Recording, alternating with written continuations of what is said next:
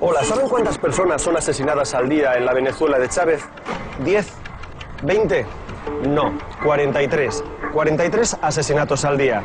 Solamente el año pasado fallecieron violentamente 16.000 personas. Se trata de una violencia criminal surgida en los márgenes del chavismo, pero también de una violencia política. Chavistas y antichavistas se están armando. Hemos ido a buscarlos y hemos descubierto un universo donde se sacraliza la lucha armada, donde se admira a organizaciones terroristas como ETA, donde se pintan murales de la Virgen María con Kalashnikov. ¿Por qué se están armando los grupos chavistas si ya están en el gobierno? ¿Qué conexiones mantienen con la guerrilla colombiana de las FARC o con ETA? ¿Para qué está Chávez entregando fusiles a las milicias populares? Viajamos a la Venezuela armada. Esto es REC, Reporteros 4.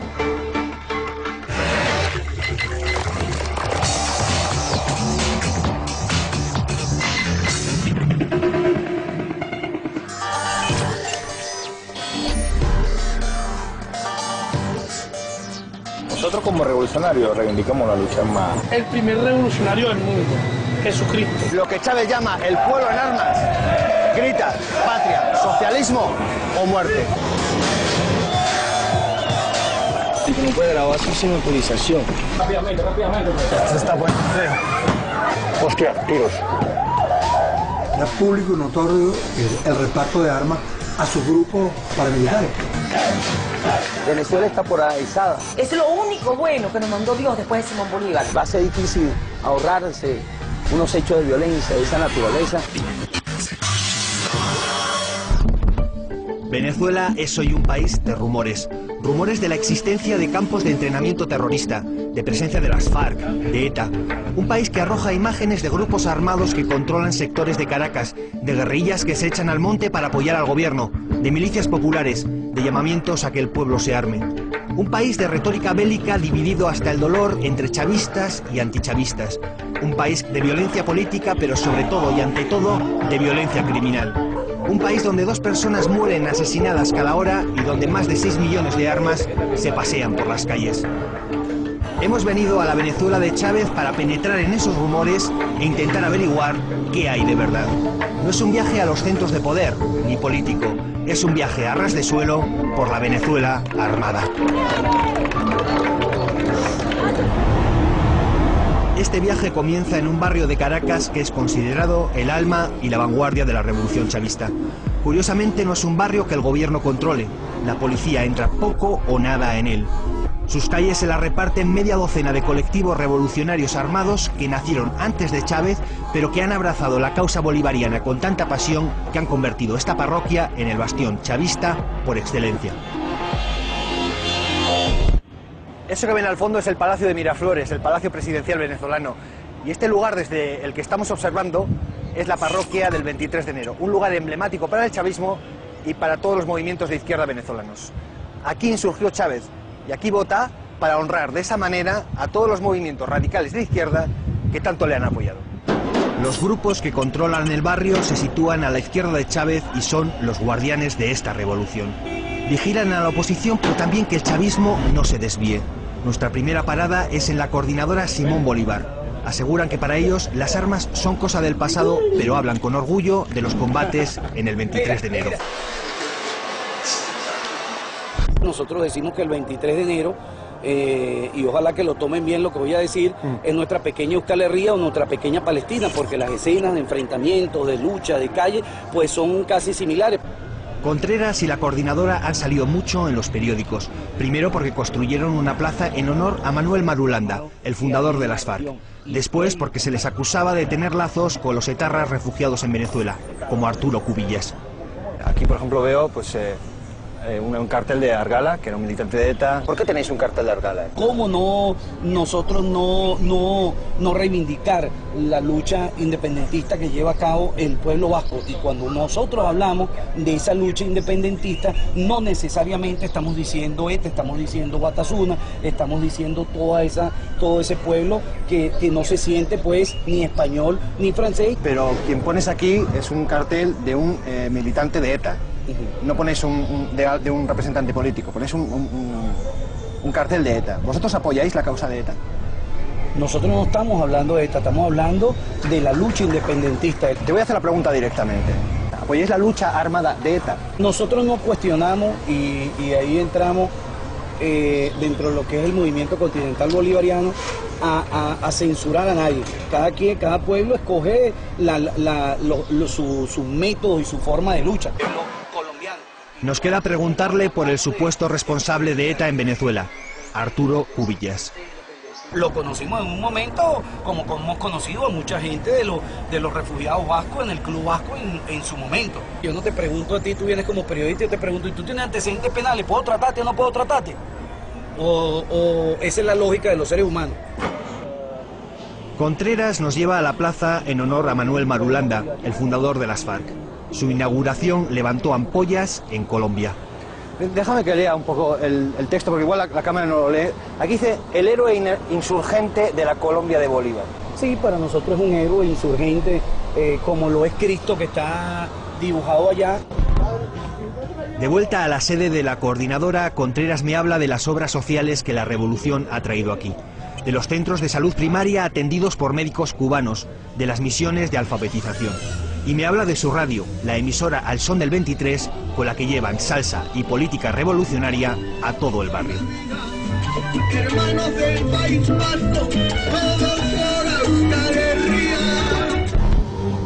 Hablar con los grupos armados del 23 de enero no va a ser fácil.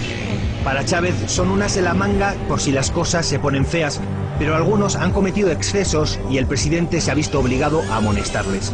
Nadie quiere otro tirón de orejas por mostrar su lado más radical.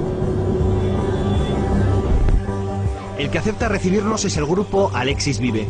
Dice que lo suyo es el trabajo social, pero su disciplina les hace parecer una organización más bien militar. No llevan armas. Saben que darían argumentos a la oposición, que los ve como el brazo paramilitar de Chávez. Cuando llegamos decoran las paredes con fotografías de iconos revolucionarios. Estamos en su sala de mando. Todos estos monitores son un circuito cerrado de televisión con el que controlan su territorio. El comandante ha dicho que va a profundizar la revolución bolivariana y eso va a traer como consecuencia que haya un proceso de antagonismo y conlleve a pequeñas confrontaciones a nivel teórico y ojalá no sean prácticas en la calle, pero es factible. Longa espera que Chávez se radicalice y tiende su mano para defenderlo no ya de los opositores, sino de lo que ellos llaman el chavismo light. El choque interno entre los propios chavistas es inminente, pero eso no es algo que asuste a estos jóvenes. Crecieron en medio de la represión que vivió el 23 de enero antes de Chávez. Por eso no conciben una vuelta atrás en la revolución. Están seguros de que si Chávez cae, a ellos los van a matar. En el caso más terrorífico, que es un atentado a la figura del presidente, terror y horror a la oligarquía. Actuaríamos. ¡Juventud socialista! ¡Juventud adelivista! ¡Por nuestros muertos! ¡Ni un minuto de silencio! ¡Toda una vida de combate! ¡Patria o muerte! ¡Venceremos! La Sagrada Cena revolucionario. El primer revolucionario del mundo, Jesucristo. Simón Bolívar, Carlos Marx, Lenin, Mao, el Che, Fidel, Marulanda, Rafael Chávez Frías. El grupo es mitad fundación social, mitad autodefensa del barrio. Longa nos pasea por las calles que controla. El resto de los militantes, todos muy jóvenes, lo escoltan como un pelotón de soldados. Escuchan, pero no hablan. Veo pinganillos y radios, y bultos entre las ropas que insinúan algo más. La oposición asegura que el gobierno apoya a estos grupos con dinero y con armas. Cuéntame para el público español, ¿qué significa eso de zona liberada? Zona liberada significa una zona donde hay una fuerte presencia del movimiento revolucionario, donde la comunidad es adepta al proceso, está consustanciada con el proyecto bolivariano y es una zona que hay poca incidencia, casi nula, de los sectores de la oposición. Observo cómo los vecinos miran a estos muchachos convertidos en líderes del barrio. Es una mezcla de respeto y prudencia. Continuamos buscando. No puede ser que todos nos hablen de los grupos armados del 23 de enero y no veamos ni una sola pistola. Nos citamos con otro conocido colectivo revolucionario. Se hace llamar La Piedrita. Su líder, Valentín Santana, es buscado por 3 asesinatos y por amenazar con matar a los dueños de televisiones y diarios contrarios a Chávez. Controlan su territorio como si fuera un fortín. Nadie se mueve con matar a los dueños de televisiones y diarios contrarios a Chávez. Controlan su territorio como si fuera un fortín. Nadie se mueve sin su permiso. Acceden a hablar con nosotros, pero no será su líder prófugo, sino uno de sus hombres de confianza. Douglas no tiene pelos en la lengua. Nosotros como revolucionarios reivindicamos la lucha armada. Él niega absolutamente eso. Está viviendo de poesía, está viviendo en el limbo, está viviendo otro mundo. Su lucha armada tuvo como primer objetivo los narcos que controlaban esta zona. Acabaron con ellos a sangre y fuego. Ahora la piedrita es la única ley, porque la policía ni se asoma. La única vez que intentaron detener a su líder fueron recibidos a tiros. En este sector, como te lo dije, cero delincuencia, cero narcotráfico y mucho menos represión policial. Las calles que domina la piedrita están llenas de murales y Douglas nos lleva al que para él es el más significativo de todos. La imagen de Cristo, para que lo quiera asumir de paz, lo asuma de paz. Pero Cristo vino al mundo a cambiar parte de las malas costumbres que se llevan en la humanidad. Y bajar a la tierra ahorita, como te dije, le toca confrontar al enemigo, que es la bestia, que indudablemente es el imperio, le va a tocar bajar con un fusil. Para Douglas el imperio no es solo Estados Unidos, el imperio es el capitalismo, es todo lo que está mal en el mundo. Y la batalla contra el imperio es una batalla entre el bien y el mal, donde no caben concesiones. Con esa visión del mundo y la política, le pregunto qué pasaría si la oposición volviera al gobierno. Chávez por la vía democrática no lo va a quitar nadie, porque nosotros el pueblo lo queremos a él, y por la vía democrática va a traer los votos. Pero sepa la derecha, sepa el imperio, que no importa que hayamos elegido a nuestro comandante a traer los votos, pero si tenemos que defender a través de las armas, lo vamos a hacer patria o muerte, sin dudarlo, sin vacilación de ninguna índole.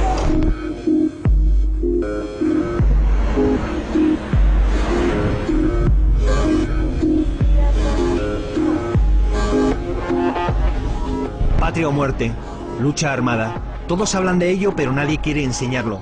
¿Nadie? Activamos nuestro último cartucho. Son los Carapaicas. Y contactarlos no es fácil. El año pasado, encapuchados y armados, pidieron a Chávez que se deshiciera de su entorno corrupto. Este es el comandante Murachí, el líder de los Carapaicas. Tenemos una entrevista con él esta tarde en un lugar indeterminado. Nos vendrán a buscar. Será un lugar, pues, seguro para ellos, no sé si para nosotros. Callejeamos hacia el lugar del encuentro. 2 tipos nos salen a buscar en una moto y nos hacen dar varios rodeos como medida de seguridad. De noche y en estas calles estamos en sus manos. Toca fiarse. Llegamos a un cuarto desvencijado. Aparece un rostro encapuchado entre la oscuridad. Le habla el comandante Murachí, del Movimiento Revolucionario de Liberación Carapaica. Estamos en una habitación pequeña. Hace calor. Los hombres que tengo delante se consideran una guerrilla urbana. Sudan pero no se quitan los guantes. No quieren dejar ni una huella. Cuando se inicia el proceso del comandante Chávez,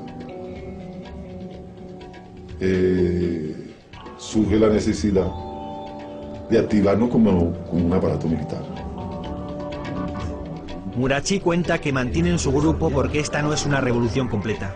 No son, dicen, un movimiento armado, sino tal y como los llama Chávez, un pueblo en armas. Me asegura que quieren la paz. ¿Cómo pueden un grupo así hablar de paz con un arma y encapuchado? Bueno, igualito como Bush y el imperio norteamericano hablan de paz y te bombardean aldeas con civiles, niños y madres y viejas y todo. ¿De quién maneja la violencia? Es un instrumento. Como el resto de los grupos del 23 de enero, los Carapaicas creen que si la revolución cae, ellos no tardarán en ser asesinados. Aún así, decidieron pronunciarse sobre la corrupción que se apodera del gobierno y pidieron a Chávez que cesara a todo su gabinete. Les digo que no entiendo cómo pueden criticar a todo el que rodea a Chávez sin pedirle cuentas a él, que al final es el máximo responsable. No es que estemos salvando a Chávez, sino que estamos diciendo que Chávez es imprescindible todavía, es necesario, es necesario. Es para mantener medianamente este proceso que siga continuando. Si ese señor se va mañana, como había dicho, lo más seguro, y lo he repetido, lo más seguro es que nosotros nos matemos aquí. Según avanza la entrevista, me sorprende ver cómo el discurso más crítico con la revolución viene de unos tipos encapuchados y armados que sin embargo la apoyan. Unos tipos que tienen muy claro su futuro si la oposición vuelve al poder. Sí creemos que con un gobierno opositor van a venir por nosotros. Los carapaicas tienen campos de entrenamiento en las afueras de Caracas. Allí se preparan por si en algún momento hay que defender la revolución, pero su día a día tiene otro enemigo, el narco, los traficantes que se intentan instalar en el barrio corrompiendo a esa juventud revolucionaria. Por eso, de vez en cuando, lanzan contra ellos operaciones de exterminio. Hacemos incursiones nocturnas. Tenemos el aval de que la policía no va a estar por allí para no tener enfrentamiento con ellos de frente, porque no van a estar por ahí. Porque si no lo hacen el día, menos lo hacen en la noche. Y entonces nosotros hacemos ese trabajo. A veces tomamos, sí, la ley por nuestras manos. Como a veces no. A veces hacemos charlas. Ya hemos visto que en el 23 de enero los grupos armados son la ley. Su propia ley, claro, sin jueces ni garantías. Pero por muy terrible que resulte, lo cierto es que en la segunda ciudad más violenta del mundo, grupos como los carapaicas hacen retroceder a la delincuencia en sus territorios. ¿Pero qué pasa en otros barrios? Lo que hay en otros barrios es inseguridad y 7 millones de vidas condicionadas totalmente por ella. En Caracas, a partir de las 5 de la tarde hay que evitar pararse en un semáforo porque te asaltan. Y si al entrar en casa ves que hay un coche detrás, das otra vuelta para asegurarte de que no te siguen. Alambre de espino, muros de seguridad, barrios enteros que se esconden detrás de defensas como esta, garitas, vigilancia privada, armas. La inseguridad ha acercado la vida de los caraqueños. Sí, muchísimas gracias, comisario. Entonces, a las 7 de la noche estamos allá. Perfecto. Pero listo lo del operativo policial que estábamos buscando. Así que, bueno, ya ellos lo que sí nos dicen es que, bueno, hay que tener mucho cuidado porque vamos a entrar en una zona de las más peligrosas en Caracas. Vale. ¿Allanamientos? Allanamientos, redadas, podría haber algún intercambio entre algunos de los grupos de malandros con los policías. Pero bueno. ¿Seguridad tenemos? Tenemos ya chalecos antibalas, vamos a estar detrás de un anillo de seguridad, pero igualito hay riesgo, ¿no? Vamos a tratar de caminar con usted por el desplazamiento y si ocurre algún percance, vamos a sacarlo usted rápido del sitio. Allí en esa zona donde vamos a ir se encuentran normalmente problemas. Sí, es una de las zonas más problemáticas y conflictivas, inclusive las unidades cuando entran, siempre reciben lluvia de piedra, botella.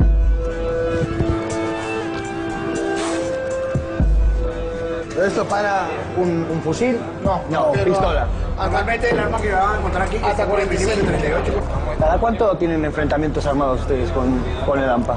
Bueno, en el municipio casi a diario. ¿Ustedes a diario? Ya ven, chaleco antibalas, casco de guerra.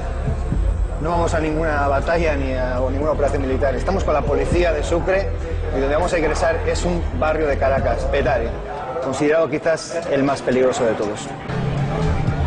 Lo que vamos a ver no es un operativo especial ni un asalto, es una patrulla rutinaria, el día a día de estos hombres. ¿Son grupos armados de carácter político o son delincuenciales, mafias?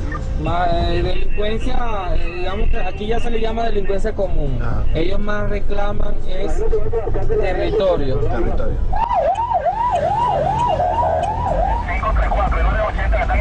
manera que cuando nosotros los llamemos, nos pasen, lleguen al sitio y nos saquen rápido del sitio.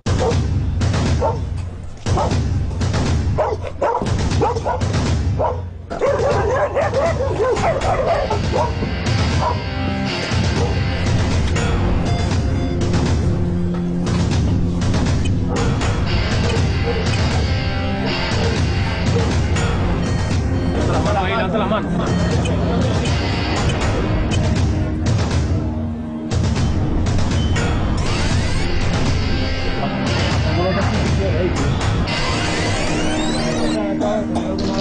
Rápidamente.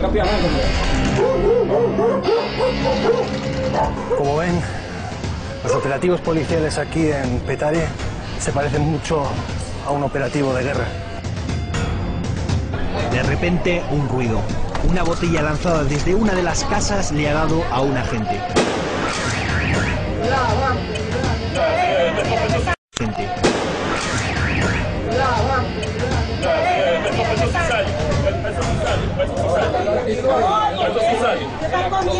Me acaban de agarrar un funcionario mío, ¿verdad? Él también es Entonces funcionario. usted está agitando a la que encontró a los funcionarios. Contra los funcionarios, usted dice que Eso se llama desacato a la autoridad.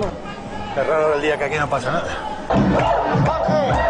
Aquí la policía no es bien recibida. La oposición controla ahora el municipio y se ha esforzado por mostrar una cara más amigable, menos represiva de las fuerzas del orden. Pero eso choca con años de corrupción, gatillo fácil e ineficiencia. Petare es una olla a presión que estalla a la mínima. Basta con que los agentes quieran cerrar una fiesta ilegal de inmigrantes colombianos. Basta con que quieran confiscarles 7 cajas de cerveza. Se está poniendo feo. Hostia, tiros. Tiros al aire para dispersar a la multitud. Tiros que en España harían correr a todo el mundo. Aquí no se mueve nadie. Al final son los policías los que se van. Hágase 8. Chamo, yo no sé, pana tan huevoneado. Le digo, mueve la patrulla. Mato, mueve la patrulla y dejan la patrulla. Y con una sola escopeta, demasiado hizo de huevón. No salió ninguno de nosotros lesionado. Los periodistas están sanos y salvos. Y bueno, se hizo el trabajo. ¿No pensaban en algún momento que eso se iba a tornar tan agresivo? No, porque... No, digo, a pasar algo peor. Sí pudo haber pasado algo peor. Pudo haber pasado algo peor si hubiésemos decomisado la cerveza.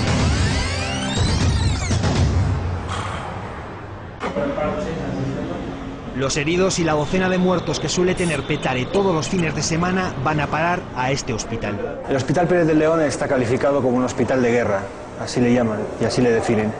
Pero miren, no hay ni rayos X, el quirófano no funciona por falta de insumos, no hay analgésicos, no hay antibióticos, no hay vendas, no hay ambulancia.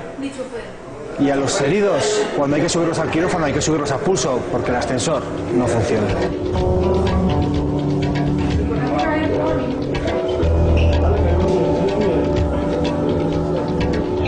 El 80% de los pacientes que atiende este centro son heridos de bala. No hay ambulancias, así que vienen en coches particulares, en taxis, hasta en moto. Y se van igual.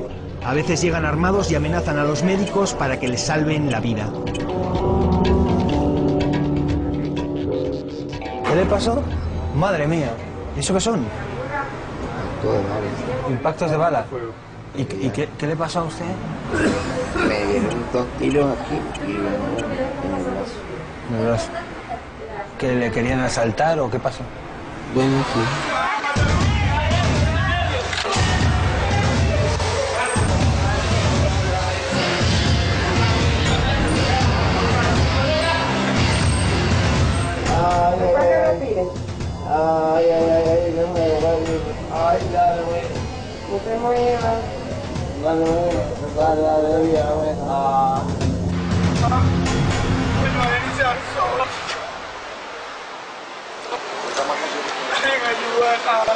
Estábamos tomando cerveza tranquilo porque todo el mundo toma cerveza. Aquí que no toma cerveza.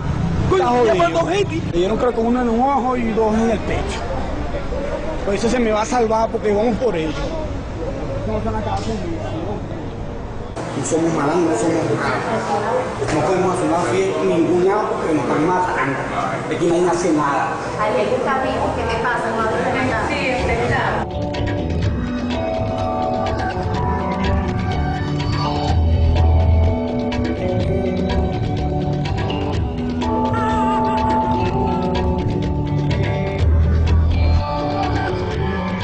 El año pasado murieron asesinadas en Venezuela 16.000 personas, pero 50.000 más resultaron heridas de bala. La mitad de ellas, aproximadamente, quedaron con algún grado de minusvalía.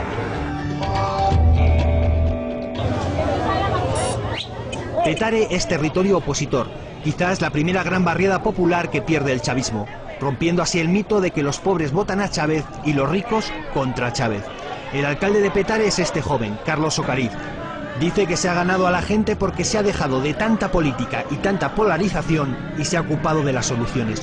Nos lo encontramos inaugurando una calle. En Venezuela los actos políticos, sean del signo que sean, siempre son ruidosos y llenos de color. Hace pocos años, según las Naciones Unidas, Petare era el municipio más peligroso del mundo. Fíjense que mientras en otras partes del país y de Caracas, sobre todo, los homicidios suben, aquí en Petare bajan. Ocariz es el primer opositor que entrevistamos y aquí pasar del chavismo a la oposición es como cambiar de mundo. Este país está tan dividido que los que están en contra de Chávez han desterrado el rojo de sus armarios porque ese es el color del presidente. Por eso el discurso centrista de Ocariz resulta hasta chocante. De los dos lados hay polarización, es decir, en los dos lados es radical, mejor dicho. Y el tema es cómo tú no le hablas a los radicales, sino le hablas al medio. Le pregunto a Ocariz por los grupos políticos armados. Hemos conocido a los del lado chavista, pero también hay rumores de la existencia de grupos armados de oposición. El gobierno dice que son paramilitares de extrema derecha al estilo de los colombianos. Que quede muy claro que la violencia no es el arma nuestra. Nosotros no tenemos ni misiles, ni armamento, ni ametralladoras, ni aviones, no tenemos nada de eso. El pueblo está arrecho con esta revolución. Han venido las 7 plagas y también la maldición. Despierta conciencia, te fuiste de tu pueblo para hacinarte en la ciudad. Otro opositor que quiere romper el mito de que los barrios pobres son patrimonio chavista es Carlos Melo. Proviene de la izquierda y en un primer momento apoyó a Chávez. Entre su agenda de amigos está el etarra Arturo Cubillas, con quien me asegura que nunca habló de política. A Melo, antiguo revolucionario, le preocupa el cariz armado que está tomando la situación. Chávez dice, son ellos y nosotros. Como dices tú, una revolución armada, una revolución con armas. No lo digo yo, lo dice él. No, lo dice él, es cierto. Pero nosotros decimos que también nosotros vamos a persistir en la lucha, en el proceso democrático. Y no vamos a caer en esa trampa. Y confieso que hemos estado tentados en algún momento de decirle, bueno, vale, sal para adelante si eres guapo. Hubo un momento en el cual el reparto de armas fue notorio. Cuando el alcalde Bernal, por ejemplo, era público y notorio el reparto de armas a sus grupos, ¿cómo calificarlos? Paramilitares. Para mí son grupos paramilitares. Zonas como este barrio han sido el principal destino de las llamadas misiones, las obras sociales del gobierno revolucionario. El esfuerzo en educación, en salud y en vivienda es grande, pero ni todo el dinero del petróleo venezolano ha conseguido paliar los años de abandono y la corrupción generalizada. Televisión, la que te hace convicto, la que te vuelve loco, la que te vuelve adicto, la que te parte el coco y a creerte invicto en su mundo de mentiras y lleno de conflictos. Televisión, la que te enseña a vestir y cómo calzar, la que te enseña a dormir y cómo soñar. Lo que escuchan es una canción del grupo chavista Dame pa' Matala. Arremete contra la televisión, o mejor, contra algunas televisiones contrarias al gobierno, porque hasta en eso hay distinciones en este país dividido. Me empiezo a preguntar si las dos Venezuelas todavía tienen algún punto de encuentro, si hablan, si conviven. Se lo comento a Jorge Luis, nuestro productor, y nos invita al programa para el que habitualmente trabaja. Se llama Entre Periodistas, un espacio de debate de la cadena Televen. Alegra ver que oposición y oficialismo pueden desayunar juntos, ¿no? Bueno, creo que eso es... Sí, no es lo común. En un programa, en este mismo canal, con estos mismos periodistas,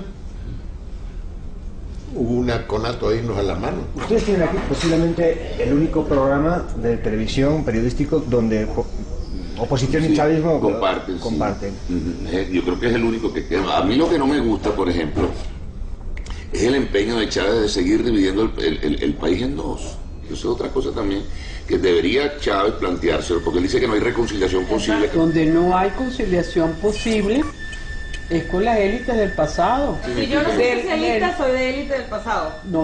Ustedes llaman élite a todo el que no esté de acuerdo con una cosa ustedes. son las élites. Yo no te siento a ti que tú eres Oligarca élite. es todo el que no esté de acuerdo Yo con te ustedes. siento a ti como una ciudadana. Los grupos radicales dentro de la estructura opositora son mínimos y no estén armados. ¿Armados con qué? Armados están los grupos paramilitares, los grupos paralelos, los colectivos, que ustedes han trabajado eso en esta visita. Eso sí es grave. Esos tipos tienen un arsenal de armas. No, estamos hablando de un caso muy concreto, Claro, pero tú me dices que ellos con están una ahí en tradición, defensa de- exacto. con una tradición cultural de su propia defensa frente al narcotráfico. ¿Esa defensa no es potestad del Estado?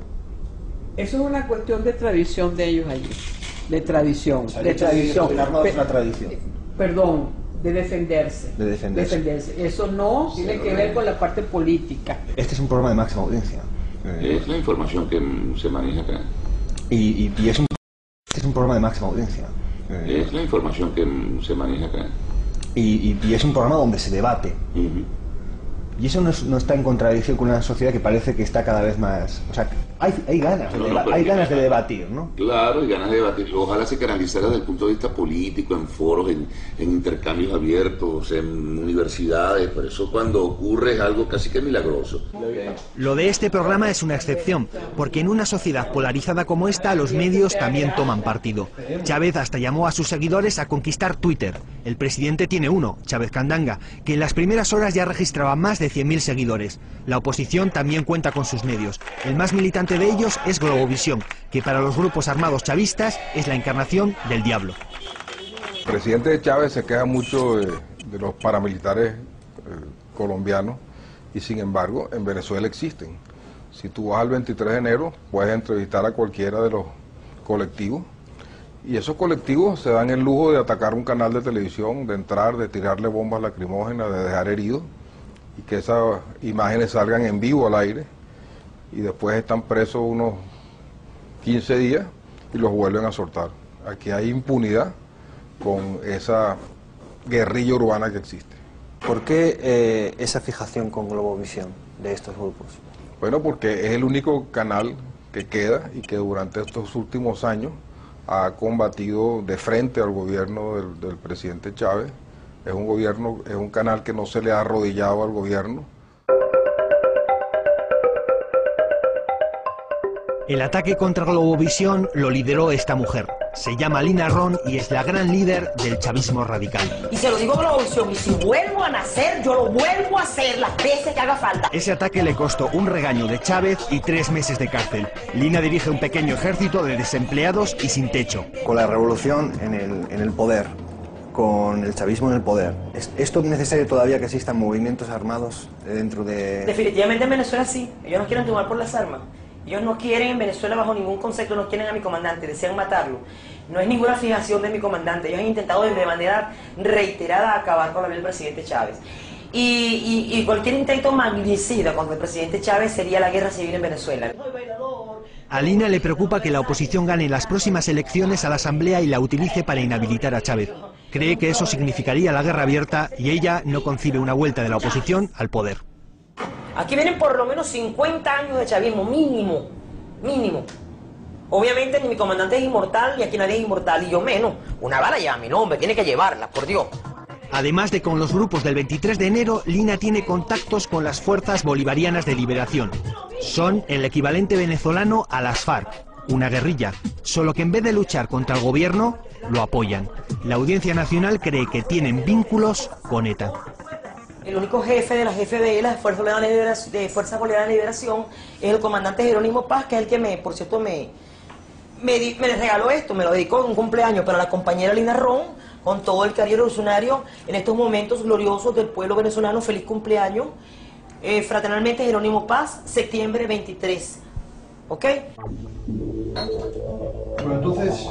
De vuelta en el hotel me quedo pensando en la foto de Lina Ron con el fusil en la mano y la dedicatoria del jefe de la guerrilla.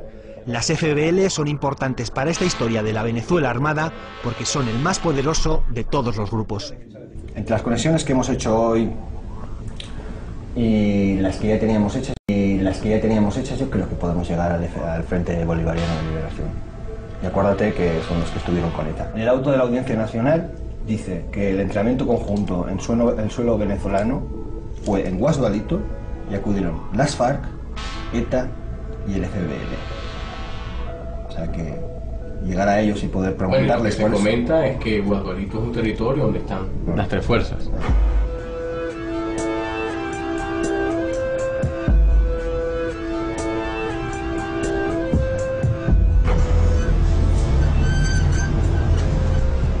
Bueno, pues nos vamos para la frontera con Colombia.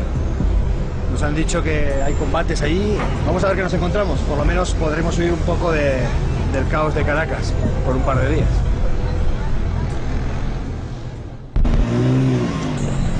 La frontera es una zona desconocida para nosotros, así que hemos pedido a Sebastiana Barraez, la única periodista que ha entrevistado a la guerrilla venezolana, que nos acompañe. Viajamos por carretera y tardamos casi 10 horas en llegar.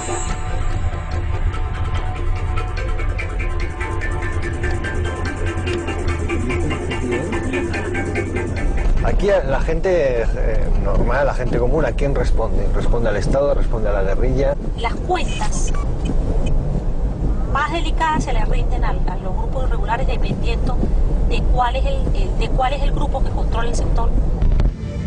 La charla con Sebastiana nos va dibujando un panorama volcánico con guerrillas venezolanas, colombianas y grupos paramilitares de extrema derecha peleando todos por el territorio. Un panorama de secuestros, extorsión y combates.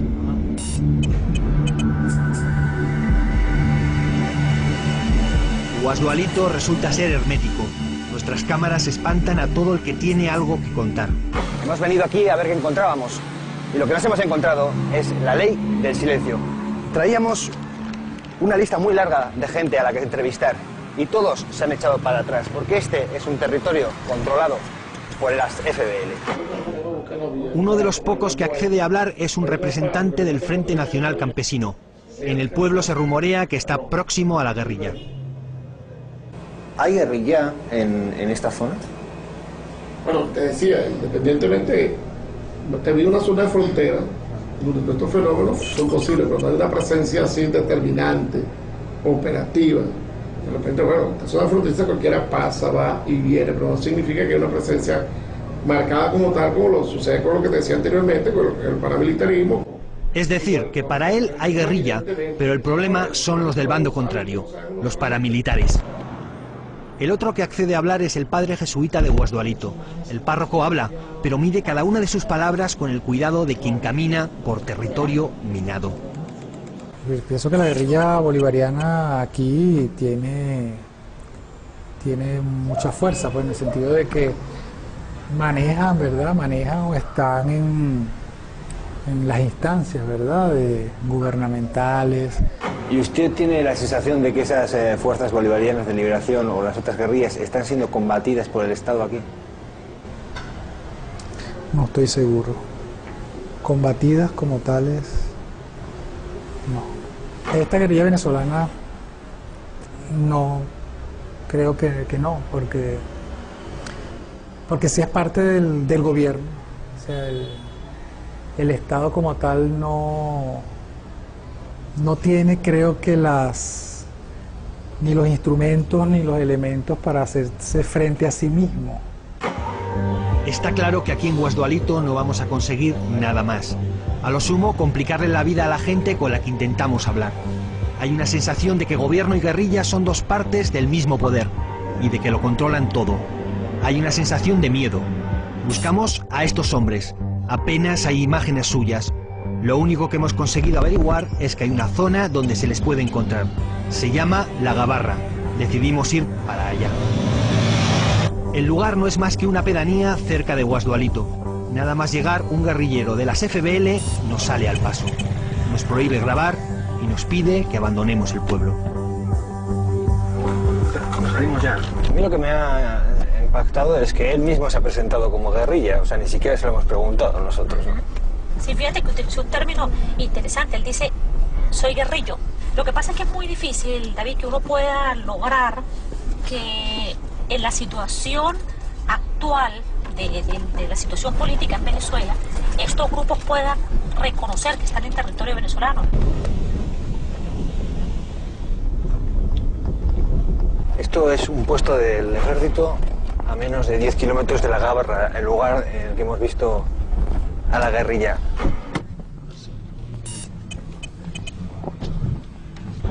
Buenas tardes. ¿Cómo está? Bien. Bien. Hola, ¿qué tal? Oiga. Buenas. Hola, ¿cómo está? Disculpe. Disculpe un momento. Sí. Un momento, ¿me puede grabar así sin autorización? ¿Ustedes son de qué? Somos periodistas españoles. Es que venimos de la... ¿Sabe qué pero pasa? espera un momento, no puede grabar ahí. ¿Sabe qué pasa? Que venimos de la Gabarra y nos ha dado el alto la guerrilla. ¿Ustedes saben que hay guerrilla ahí? Oye, espera un momentico tú. Vale, venga, vale. Espera un momentico. ¿Cómo está? David Bería, en Periodista Español. Buenas tardes, hermanazo. ¿Cómo está? Bien, bien. Oiga, que nada, que hemos ido a la Gabarra y nos hemos encontrado ahí a la guerrilla. Se ha identificado como tal, nos han dado el alto. ¿Ustedes saben que están ahí? Sí, ellos están allá abajo en el sector de la Gabarra, allá abajo. Y... parece que estuvieran escondidos ahí, pero... El militar me invita a pasar. Me pide que la cámara no entre, pero el micrófono se queda abierto.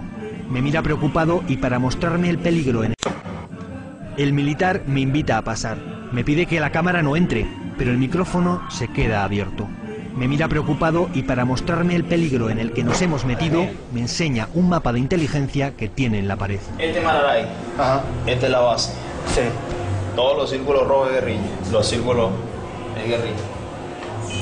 Guerrilla, guerrilla, guerrilla, guerrilla, guerrilla, guerrilla, guerrilla, guerrilla, guerrilla, guerrilla, guerrilla, guerrilla, guerrilla. Vale, pero aquí dice FARC-LN.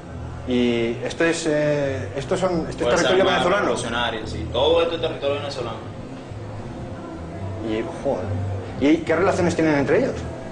Bueno, lo que es el FBL tiene problemas, conflictos internos con la FARC. Ellos dos se lanzan duro. Ellos lo que están es combatiendo el terreno aquí venezolano. Lo miro asombrado. Está admitiendo que las FARC están en Venezuela y que el ejército sabe dónde. 1, 2, 3, 4, 5, 6, 7, 8, 9, 10, 10, 11, 12 campamentos del FBL. Joder. Y 3 de las FARC. Y eso no es aquí nada más. Eso Al salir, miro a estos militares descamisados que guardan este puesto en mitad de la nada. Los guerrilleros nos han dicho que no es que el gobierno de Chávez consienta su presencia o la de las FARC en la zona, sino que el ejército venezolano es débil y no puede combatirles. Contemplando a estos hombres, uno se pregunta, ¿es una debilidad real o es que interesa que no puedan luchar contra las guerrillas? Contra las guerrillas. Chao, encantado. Que les vaya bien. Igual. Venga.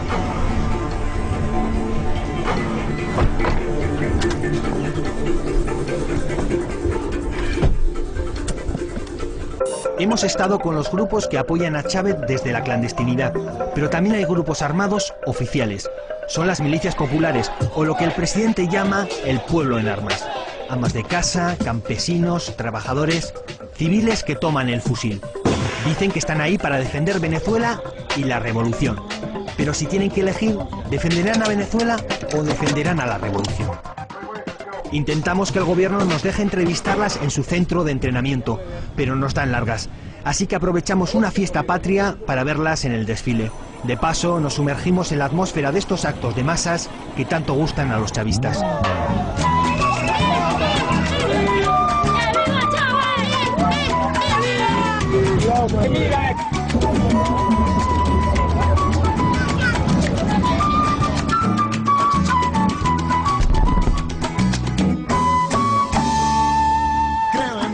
La revolución está calando hasta en el top manta. Miren, Sandino, Camilo Torres, Tupac Amaru, Lenin, Marx, los bestsellers de la revolución bolivariana.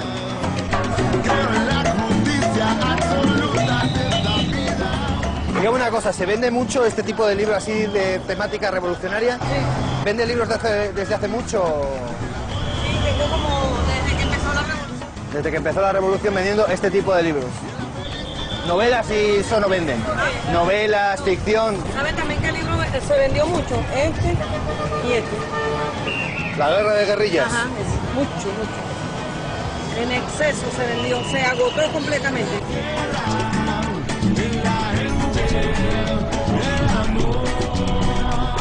Oiga, déjeme hacer una pregunta. Dime.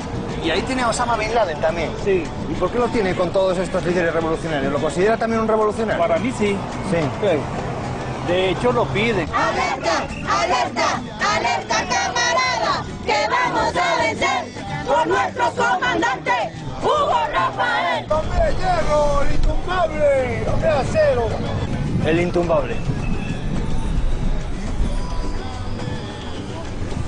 Cómprame uno, pues. Creo que el destino lo forjamos día a día.